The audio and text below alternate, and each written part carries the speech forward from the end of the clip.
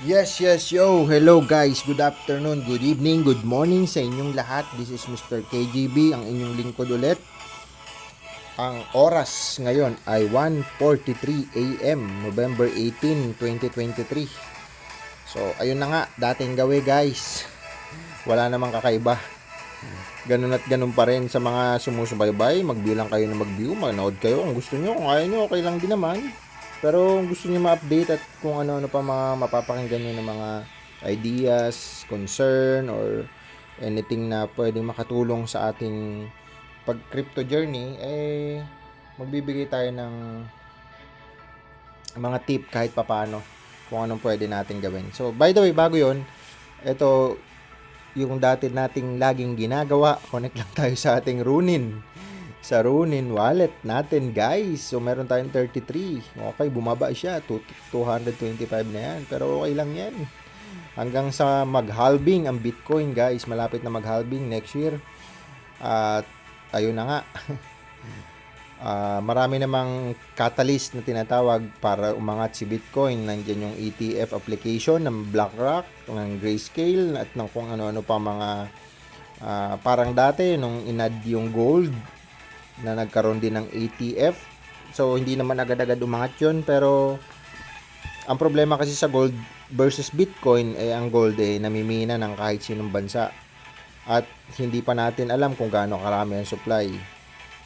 Pero ang Bitcoin kasi, alam na natin kung gaano karami ang supply, 21 million lang siya, hindi siya pwedeng i-duplicate, hindi siya pwedeng padamihin, at sobrang hirap niyang mamina o ma-mining. Kailangan mo ng mga high power computer para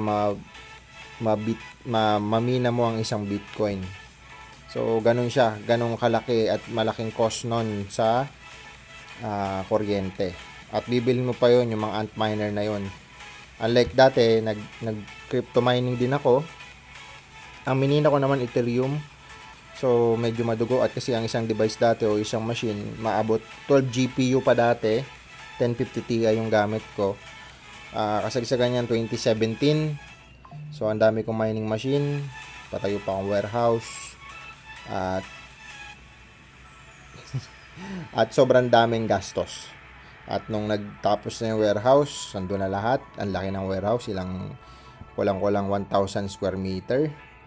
At sobrang laki pa ng marami pang mga wire pa lang, grabe. Sobrang laki.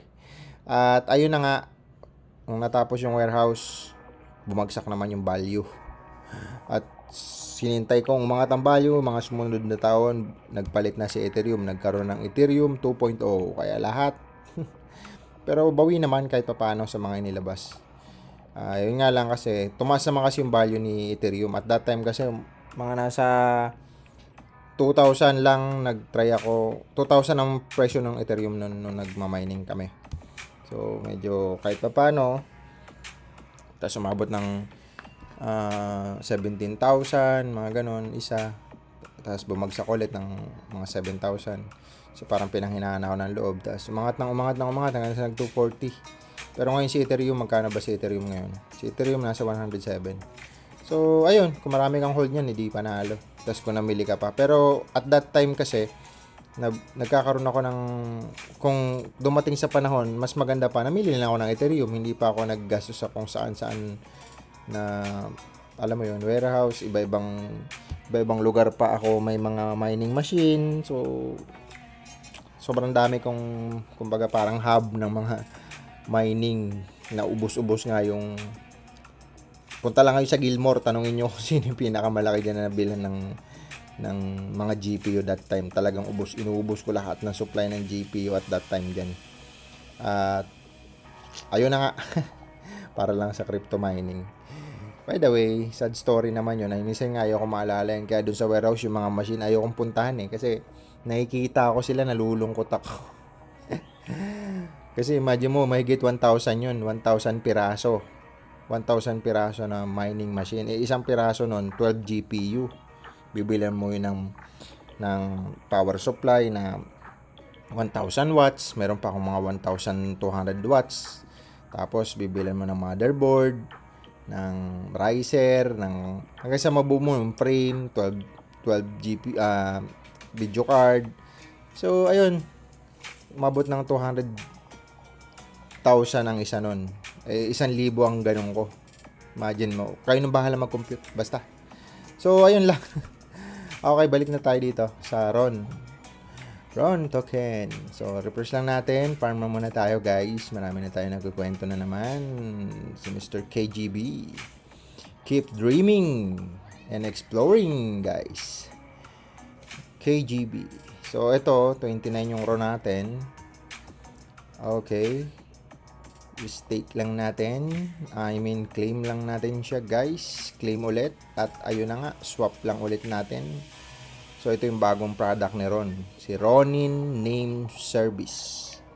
So, dyan, magkakaroon ka ng, yung wallet mo magiging domain. Parang domain name yan eh. So, 29. Okay? So, mga 14 lang siguro. 14.5. Yan. 14.5. Swap natin. Para yung Ron, convert natin sa AXS para ma-add natin sila pareha sa liquidity pool.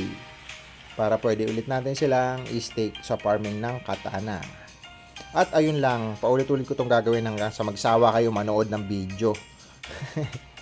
Pero syempre, hindi ko na pinapaganda yung edit kasi minsan may mga nasasabi ako. Bahala na kayo guys kung minsan may matutunan kayo o kahit pa paano, kayo nang bahala. So, ayun lang. Ito nga, ulitin ko gaya ng unang araw ko nang gumawa ng video na to. Ito para sa sarili ko lang. Makita ko yung mga video ko ng mga history, kumbaga. Kaya, at hindi lang yun, syempre, gagawa pa tayo ng ibang video about sa ating mga crypto din, ng mga naka-hold natin na cryptocurrency, sa mga account natin sa Trezor, sa SafePal, sa Binance, sa Coinbase, sa Get.io, ano pa ba, sa mga wallet natin guys, sa Bittrex natin, meron pa tayong Bittrex, Polonix, mga ano natin dyan, mga hold. So, tama na ba? Tapos na. Okay, tapos na. Meron tayong 15. Ulitin natin. 15,700. Connect. Try natin ulit. Sa dami ko sinasabi, nalilimutan ko na. So, ayun na nga. Kasi marami tayong kumpanya ngayon. Kanina galing ako sa opisina at sa mga produkto ng mga ating direct selling. So, ayun na. Tapos na tayo sa ating ginagawa, guys. So, abangan nyo ang aking mga susunod na video. Minsan, may mga meeting kami ng mga whales. Itutur ko kayo. Makita nyo lang sila, yung mga sports car nila, guys. Mga whales ng Pilipinas. So, minsan may mga get-together kami niyan. At, ayun, minsan, upload ko dito yung mga teaser lang ba. Para, kahit pa paano ma-inspired naman kayo na may mga kumikita talaga sa crypto. So, ayun na nga. Okay. Yung iba nag-iisip paano mag-withdraw. Madali na lang ngayon, hindi kagaya dati. Madali lang ngayon mag-withdraw ng million sa crypto. May mga tamang tao na hanapin ka kung gusto mag-encash ng 20 million, 10 million. Pero kung hindi naman, diyan ka na lang sa CoinPH yan. Pwede ka yan sa PDAX, papuntang Union Bank. Union Bank guys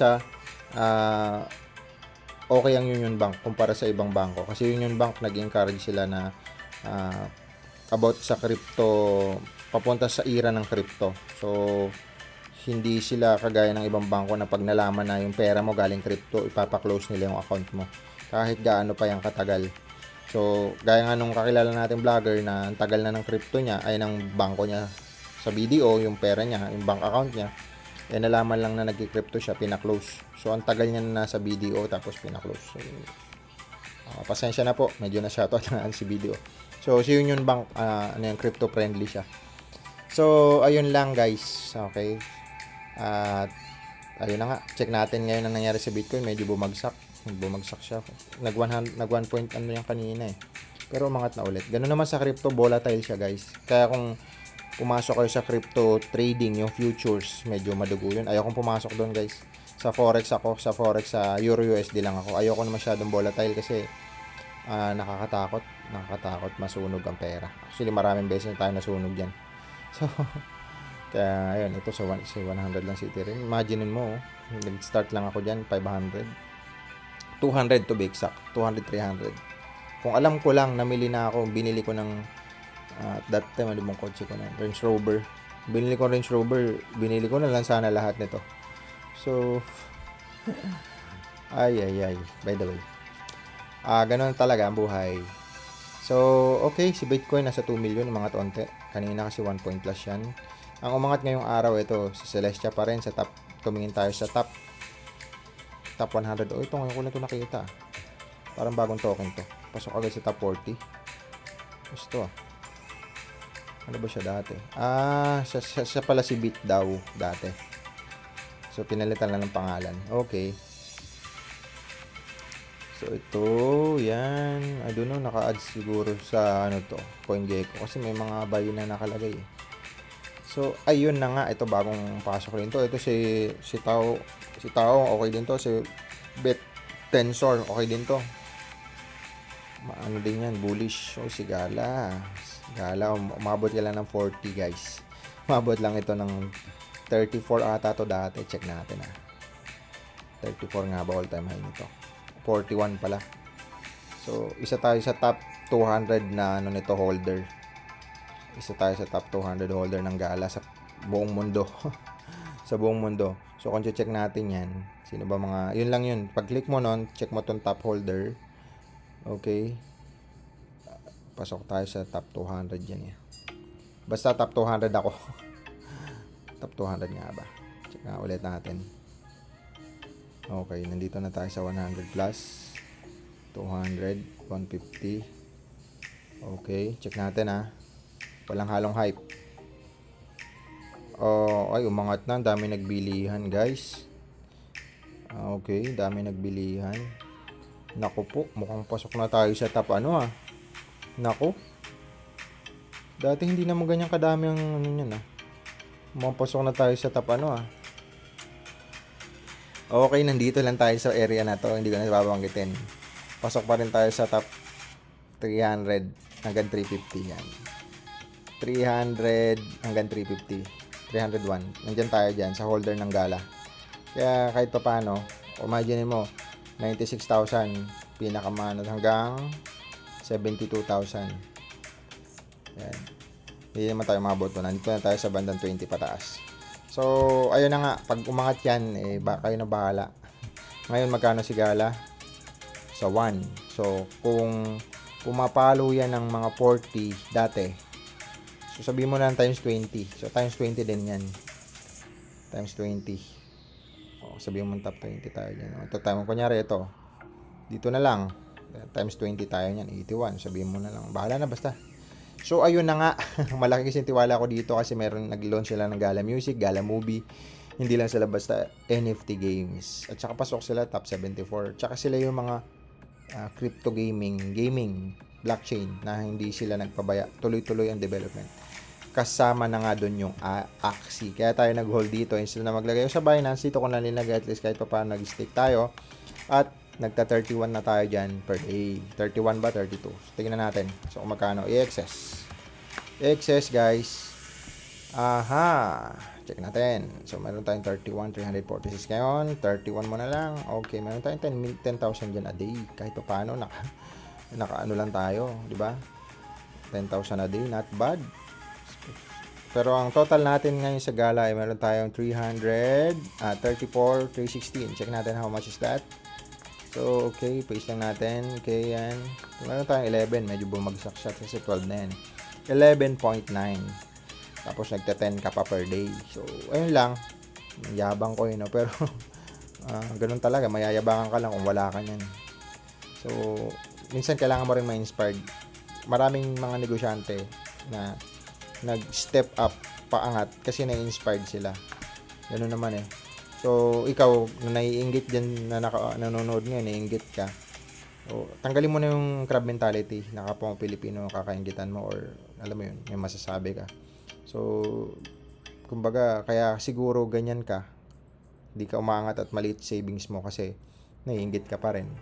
So, think positive lang lagi, guys. Minsan, okay lang naman mag-accept ng negative. Actually, sa amin, sa business, okay lang nga magkamali ka na magkamali. Kasi, matututo ka dun doon ka matututong bumangon. So, ganun lang. Basta tuloy-tuloy lang. Sipag, tiyaga, diskarte talaga ang pinaka-importante. Diskarte. Daig ng taong madiskarte ang taong masipag. So, diskarte guys. Ayun naman, lahat naman may formula eh. Tamang formula. So, ayun lang. Check natin Crypto Bubbles. Medyo, ang recording natin wala nang edit. 15 minutes na to. So, Crypto Bubbles ngayon, medyo nag-red siya. Ngayong araw. Okay. So, ito may green ngayong oras. Pero ngayong araw, red talaga. Ayan, Binance. So, may makikita kayo dyan, cryptobubbles.net. Makakatulong din yan sa inyo, guys. So, ayun na nga. Medyo dapat positive daw ang ating mga sinasabi or yung boses natin. Kaya pinipilit natin. So, ayun lang. Happy thoughts lang. Okay, by the way, ayun lang naman ang ating pangyayari ngayong November 18. Nasa 1:59 AM na, guys. So, tulog na yung iba. So, ulit, maraming salamat sa inyo, guys. This is your service, Mr. KGB Crypto. Panoorin nyo lang ang aking vlog hanggang sa magsawa kayo. Ma-inspired at kung ano man. Keep dreaming and discovering your, alam mo na, kung ano pang gusto mong venture or kung ano pang gusto mong mangyari sa buhay mo. Mga pangarap makuha mo. Possible makuha yan sa crypto, pero syempre, aralin mo muna, guys. Thank you so much sa inyo again. Bye-bye. See you tomorrow. Thank you.